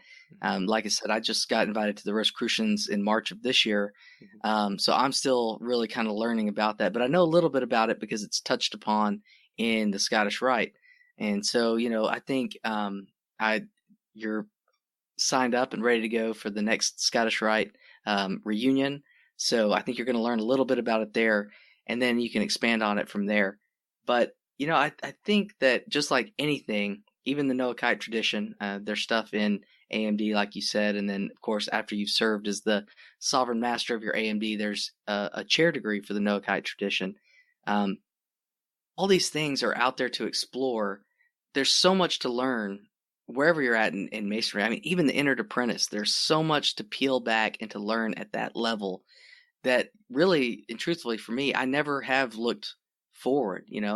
I really haven't tried to go beyond where I was at. So right now, just being invited to the Rosicrucians, I'm just now starting to study this stuff because I had saved it for a later date, because there was so much stuff to study in the meantime where I was at that I didn't feel compelled to look beyond to some of these greater mysteries and truths. Yeah, stop So to smell Brad, the roses. on that same vein, man, what books do you recommend either for recent Master Masons or an entered apprentice to get started? Glad you asked that question. My mentor, Jim Johnston, would be extremely glad that you asked that question, because I asked him that exact question when I became a Master Mason, and he told me, I'll never forget, he said the two most overlooked books in Masonry are the Bible, which is the Great Light, and then there is also the Monitor. And I was expecting him to go off on this big list of books that maybe you should look through, but really and truthfully, if you think about it, if you think about Masonry, those two books are absolutely essential. And how many people never even stop to look at those? So I'm glad you asked that question, because if you were to ask me, my first response would be to read the Bible and to read your Monitor. And then we can branch out from there. And I've got tons of books: A.S. McBride's Speculative Masonry, Joseph Fort Newton, The Builders, later on, Restorations of Masonic Geometry. I mean, there's all these other books that are out there, but to learn the basics, to start, with the cornerstone at the building block, read the Bible, read the Monitor. That will set you straight. There's verses in our degrees, and there's books referenced in our degrees. Start with those. I mean, the Book of Ruth is like, 3-4 pages long? Not long at all, and it's a fantastic story. Absolutely. That's a good recommendation. I mean, because once you start with those, it'll lead you down a path. Next thing you know, you'll have half the Bible read. Yeah. I just thought it was interesting. People, they want to go off and find the most esoteric thing to start with, and you're reading it. And I think, Gabe, maybe you alluded to this earlier. You're reading it, like people say morals and dogma, and they're like reading it and they have no idea what's going on. Start with something a little closer to home. But yeah. I understand the temptation to, kind of go far out and then kind of work your way back. But it does make so much more sense. I mean, we're builders, kind of start with the base and build that, and then build off of that. So awesome. Awesome. I'll tell you, the very first book that I read after becoming a Master Mason was a reread of the Bible from cover to cover. I'd read it once cover to cover as a teenager, and it, being a teenager, didn't sink in. But the very first book that I read after getting raised was a cover to cover Bible, and I think I have a bunch of them at my house. So some of it was King James. The majority of it was the New English Translation and the New Standard something, not NSV. It's like one of the academic versions. But man, I tell you, you start finding stuff in there that you never paid attention to in the first place. After your Masonic experience, you're going, oh, yeah, I remember them talking about this. So yeah, absolutely. And even beyond that, I mean, there's allegories in there as well. There's parables in there that if you learn to read them, you learn to look beyond just what the surface words are telling you. It helps you to look beyond some of those things in Masonry and in the degrees as well. So it's the Bible obviously is the most important book ever written, and I think if you polled the world's population, probably less than 1% has ever actually read it. So it's in every Masonic degree. It is extremely important in Masonry, but it's the most overlooked book because it's right in front of us. No, I think you make a good point, Gabe, where you went back and read it, because Masonry trained me in such a way to see a depth in things that I never saw before. The marble monument that we're taught about in the degrees. I was like, wait a second, that stuff means stuff. It's not just a pretty sculpture, and it opened my eyes to, art and literature and things to where they had hidden meanings. Shakespeare to me when I was a kid was just some play. I didn't see what was so special about it until the training Masonry gave me to look deeper into things. And if you've read the Bible before, it's a whole different thing after your training. It's funny you mentioned that, Rhit, because even like now watching movies, with having learned about archetypes and kind of Joseph Fort Newton or Joseph Campbell and sitting through that archetype lecture, combined with looking at allegories and looking deeper into things, there's a lot of movies that you can look into and actually pull deeper meanings and deeper truths out of. That's why they're eternal and universal, and they stay around for a long time. So, Yep. Well, and you start. We end up watching quite a few cartoons because me and my wife enjoy cartoons because we're like 3, but you start finding deeper meaning in cartoons, and we were talking about this before the podcast got started. Even something as silly as Futurama, you can actually find some really deep meaning in it once you've trained your, I don't want to say trained your third eye, but you train your mind to think in a different direction, and you're going to find stuff. So don't be afraid to reread something. You may find a new meaning. I feel like third eye is a valid descriptor. I mean, it's, the eye is your brain, All right. So I've got a couple questions where we can wrap this up. And this ties back to Blue Lodge. I haven't joined any of the appendant bodies yet. And so to tie this back to Blue Lodge.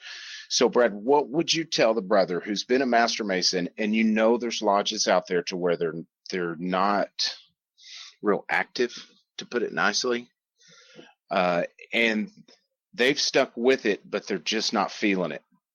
What would you tell them to get that spark back? I learned this very early on in Masonry, and this is also a life lesson. You can't be dependent upon someone else for your happiness, right? So, if your Blue Lodge isn't doing it for you, they don't want to do the esoteric stuff, and you're really into that, or they don't want to do philanthropy, and you're really into that. Join another lodge. I mean, that's what there are a lot of lodges out there.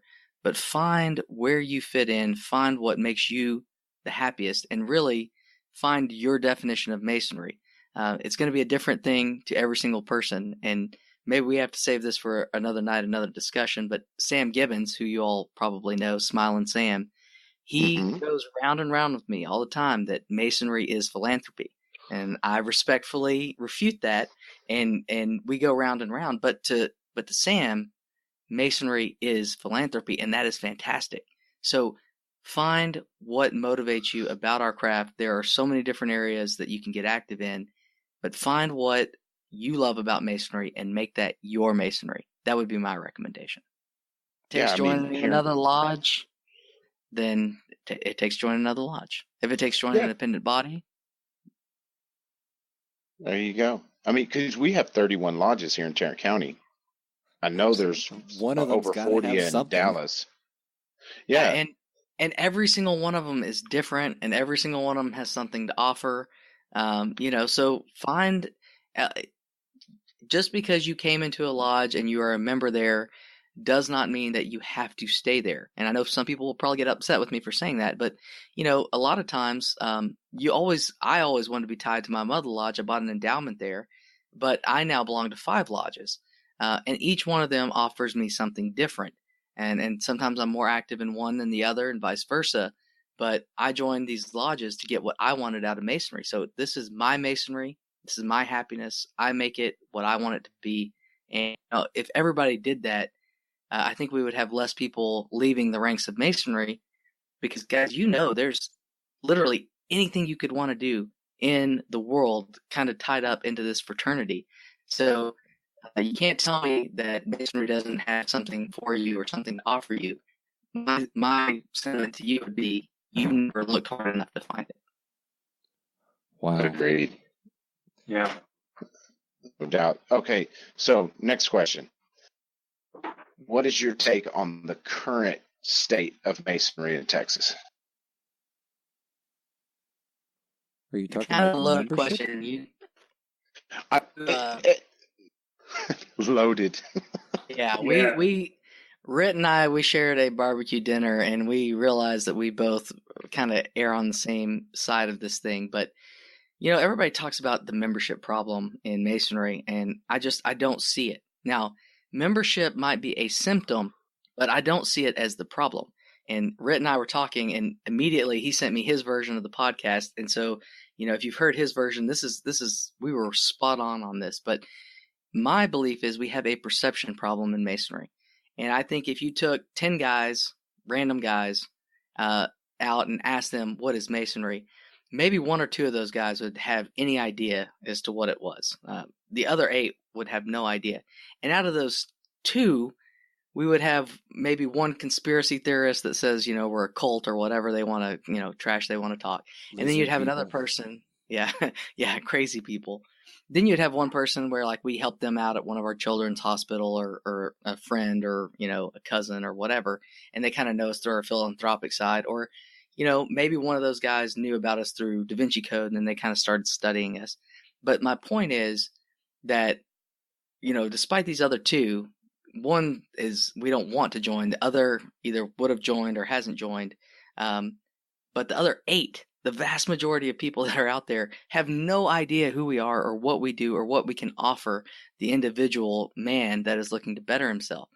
That's something that we've got to fix. And that's why I love this podcast.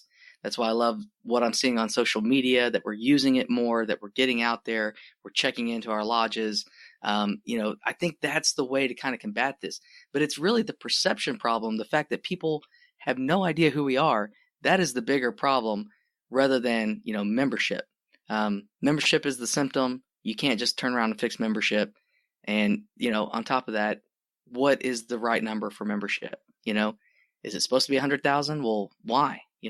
It's not going to be 250,000 again. Not anytime soon anyways. So when is enough? Exactly. Yeah. Yeah. What's the goal? No, of course I'm with you. You know that. So let me unload this next question. The last one I've got for you a little bit. So where would you like to see Texas Masonry go in the next 10 years? And how do you kind of see us getting there? Oh, it's very interesting. But what I would like to see is a full-on public relations campaign. It really gets Masonry out into the world. We still talk about getting Masonry out into the community like we used to, 100 years ago. Oh, we're going to do a parade or we'll put it in the local paper or whatever. People don't realize communities are online nowadays. Guys like our age, we come to, Facebook, we look at Twitter, we look at Snapchat, we get into these types of, social media ideas to find our news, to find our group, to find our community. And so I think we're missing the mark and we're too little, too late on some of this other stuff of getting out into the community. I think we have to do a full-on public relations campaign, mainly using social media to really get back out into the community and be seen. So I guess if you're asking what I'd like to see that. And I think if we do that, and I think the lodges that are doing that are having this influx of younger guys come in. And so that leads to excitement. That leads to, us getting better at our ritual work, us getting better at explaining the esoteric meanings of Masonry and kind of giving it a rebirth, a revival. And I don't know, I'm just very encouraged by what I see, both on social media and then talking to, younger Masons and Masons that are excited out in the different lodges. Yeah. And just to kind of give you a little taste of how it works. I mean, we had a stated meeting one night where I was talking about Facebook and I had everybody pull out their phone and check in. There was like 32 of us that checked in that night. We got 3 petitions from that. Well, 3 candidates that are working on their petitions anyways. Absolutely. Good guys. It's crazy. Just checking in. Check in, post pictures, tag your friends, tag the people that aren't there and say, hey, we missed you, brothers, so and so. And by doing that, you just keep it. It's a way to kind of keep the community tight knit. But then at the same time, like you said, you never know who's looking at that brother's Facebook page or whatever that night that is also interested in Freemasonry. So it's free. Why aren't we doing it? Why aren't we doing it every day? I'm telling you, there's been a lot of times I've seen posts by you, by Ricky Cox, Sam Gibbons, and others. It's like, I missed a good time tonight. here I am. I'm caught up on Netflix, and I missed a great time. What was I thinking? I have pretty much abandoned television. Yeah, there's no reason why I should be sitting there on the couch anymore. There's so many hidden factors to where that simple free social media affects us and really contributes to Masonry, and we should be using it. It's simple. Oh yeah. How good do you feel when you miss a meeting and you get up in the morning, maybe you're having a bad night, sick. You get up in the morning and you turn on the Facebook and you got all these guys saying, "Hey man, we missed you tonight. Wish you were here." It helps build those bonds too, and it's such an easy way to do it. It honestly takes no effort. Do you guys remember when you had to memorize somebody's number and go to where the phone was in the house and call them and hope they answered? You don't have to worry about it. If you're up at 2 a.m., you're thinking about somebody, you can drop them a line and they'll get it when they're ready to see it. So, Brad, something that we kind of talked about before we started recording the podcast, that you have a very well-received personal definition of what Masonry is. Could you give that to us? Sure, and I'm going to read this, so I apologize if it comes across a little flat, but I'll come back and revive it here in the end after I get done. But I wrote this for a friend who is interested in Masonry, and he, it was the first time in a long time that I had been confronted with the question of what is Masonry, particularly from a potential petitioner. And so I took some time and crafted this response, and I told him that Freemasonry is a society that teaches philosophy, that gives each member the tools he needs to improve to become the best version of himself. Above all, Masonry reminds its members that there is more to life than the challenges they face each day, and that each of us are sons of God. It encourages each man to worship and further their relationship with God, but it does not dictate a path to salvation, as this is left to the brothers of the church, temple, mosque, etc. Except men of all races and creeds, requiring only 3 beliefs that most men agree. Belief in the Supreme Being, a divine authenticity of the Holy Scriptures, and life after death, or the immortality of the soul. People find Masonry hard to define because it encompasses so many areas: history, philosophy, charity, ritual, etc. But my favorite definition is the brotherhood of the brotherhood of man under the fatherhood of God. After it has equipped a good man with good tools to improve himself, it surrounds him with other good men who are on the same journey. And I told him, if you're interested in joining, you should ask to find a lodge near you. And so really what I was getting at that, we've all heard the symbolism veiled in allegory and illustrated by symbols, which I think is a fantastic definition of our ritual. I don't think it's a definition of Freemasonry. I think it's a definition of our ritual. But it just leaves something to be desired, particularly for guys on the outside who are really wanting to know what Freemasonry is.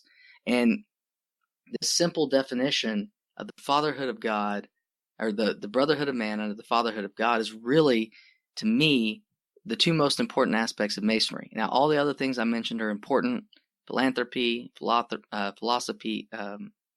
Say the P's. Philosophy. Philosophy. Spit it out, Brad. That smart Greek talking. No, it's killing me. Okay, so philosophy, philanthropy, history, and our ritual, all these things are great, but really when you boil it down, when you ask me what is the core of Masonry, it's these 2 things. It's learning more about your relationship with God and making that solid and working on it daily, because it's a daily process. That's what we learn when you look at our degrees. If you strip everything else away and all the philosophy, really that is the core of what it's getting at. And then it surrounds you with these other good men who are on that same journey to learn those same things. And so it kind of gives you a support system. That is, in my estimation, the best definition of Freemasonry. Now, we can go on 100 other tangents. When I posted this, I got comments saying, well, that was too long. And some people saying, well, you didn't cover this. But I just tried. I tried to find that happy medium. Yeah. I tried to find that happy medium, to get to the point of really and truthfully, it's the brotherhood of man under the fatherhood of God. Wow. No, I really like how you touch on the aspect of putting yourself around good men, because there's the old adage that you can tell someone's income by their 5 friends' income, which has some truth to it, but in a sense, you are who you hang out with. Doubt. And without a doubt, for me, the men I've met in Masonry changed my life drastically, because I meditated on the thought of where would I be without Masonry in my life. And the first thing that comes to mind is all the friends I wouldn't have. And I can't even, fingers and toes, I don't even get close. So it's just a huge part of it. And I think that's we miss the big picture when we are telling people what we're about, when we say it's a system of morality veiled in allegory. That immediately turned me off. It's like, that's not a good explanation. Right. And, and I agree with everything you said, especially about the surrounding you with other good men. But the coolest part about Masonry, because most groups, they want to, associate you with men that are already in your circle. So if you're a Republican, hey, join the Young Republicans, or if you're, Democrat, join the Young Democrats. And what Masonry does is it breaks down all those walls, and it puts you, the greatest thing ever was when the president came into the room and the gardener was sitting in the east as the worshipful master. And, I can't remember, I think it was Roosevelt or someone, I think it was Roosevelt. And he said, the gardener was the worshipful master. He's like, Mr. President, would you like to come preside? And he said, you're the worshipful master, and that is so powerful in our organization, that it's not just men from the same walk of life. It's men from all walks of life. And how much can you learn from them, and how much will that enrich your life? Brad, honestly, we could have you on for another 2 hours. We've got to have you back for parts 2, 3, and 4 at least. We really do, man. That was fantastic. I appreciate you taking the time. Absolutely, I thoroughly enjoyed it, guys. Thanks. Right on, guys. So to close out this, I'm going to give our contact info. If you want to reach out to Fort Worth Lodge, reach us on www.fortworth148.org. You can find us at Fort Worth Lodge 148 on Facebook. Our email is info148@fortworth148.org. And if you live in the 64th District of the Grand Lodge of Texas and you want to promote an event, please reach out to them at 64th.org. That's 64th.org. This week's Fraternal Quote is, "When I am employed in serving others, I do not look upon myself as conferring favors, but as paying debts. I have received much kindness from men to whom I shall never have an opportunity of making the least direct returns, and numberless mercies from God, who is infinitely above being benefited by our services. Those kindnesses from men I can, therefore, only return on their fellow men, and I can only show my gratitude for those mercies from God by a readiness to help His other children." And that was written by Right Worshipful Brother Benjamin Franklin in his May 17th entry in the Poor Richard Day-by-Day Almanac. That's like a good explanation or a good poem for master's wages. Yeah. I also felt that given Brad's level of service and involvement, it was a very fitting quote for this episode. And it happens to be my hero of all time, is Benjamin Franklin, Brother Benjamin Franklin. So perfect. How about that? Cool. Yes. All right, we ready to close this thing down, gentlemen? Sure thing. All right, this is Rhit Moore signing off. Grant Gates signing off. Gabriel Jagush signing off. Brad Billings signing off.